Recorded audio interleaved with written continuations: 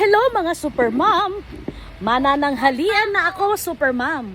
Ito na ang taste reveal sa ating ginisang munggo with tipak ng baboy. As in, see, gaano kalalaki ang sahog namin? Kailan ka nagsabi na hindi masarap? Sabi ng anak ko, kailan daw ako nagsabi na hindi masarap ang luto ko? Siyempre, ako nagluto, kaya alam ko kung masarap o hindi. Dahil sinasabi ko naman pag hindi masarap. O, di ba?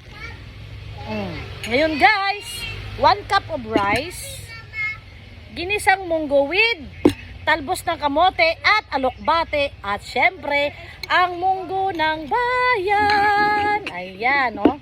Sarap. Tapos, may natira pa akong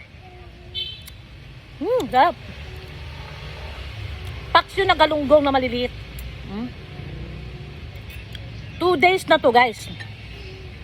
Kaya nuot na ang lasa ng paksiw. Ngayon,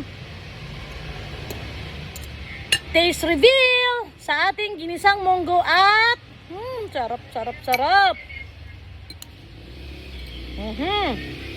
Talbos ng kamote, talbos ng sayote, talbos ng nagugulo na tuloy ako guys.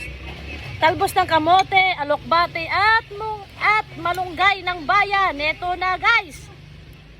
First bite.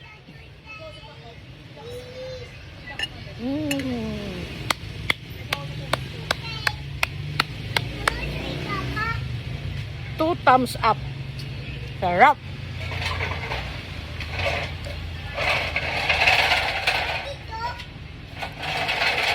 Alam nyo guys, ang sekreto dito, bakit ito napasarap? Kasi, sinangkotsa ko yung baboy na halos masunog-sunog na yung baboy. Tapos, nung mag-brown-brown na yung baboy na halos masunog na sa kawali, saka ko ngayon nilagyan ng tubig. Tapos, kunting tubig lang din ang nilagay ko para lang sa pampalambot. Diba? Plus, ito pa. Paksiw na galunggong. Sarap.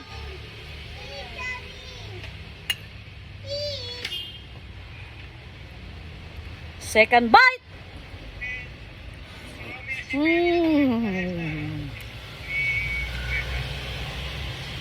Kahit kailan, munggo, parisan mo ng paksiw na isda. Any kinds of isda, basta paksiw. Perfect combination. Aside sa tuyo or isda na prito. Any kinds of isda nga. Prito isda, paksyong isda, inihaw na isda. Sarap. Pero ang pinaka-perfect combination talaga sa munggos, para sa akin guys para sa akin, paksiw. The best paksiw. Grabe. Yan. Sarap. Ayan. Paksiw, rice, at tipak ng baboy.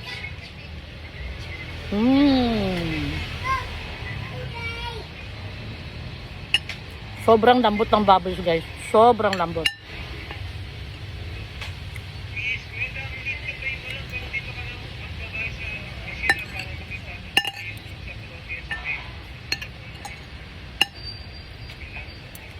Kung hindi nyo pa nasubukan, ipares ang ginisang munggo sa paksiw. Subukan nyo na guys. Promise. No regrets. Sobrang sarap. Plus juice.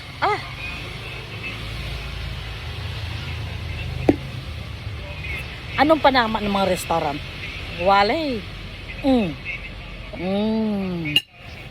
Bye. Thank you for watching and have a nice lunch. Bye.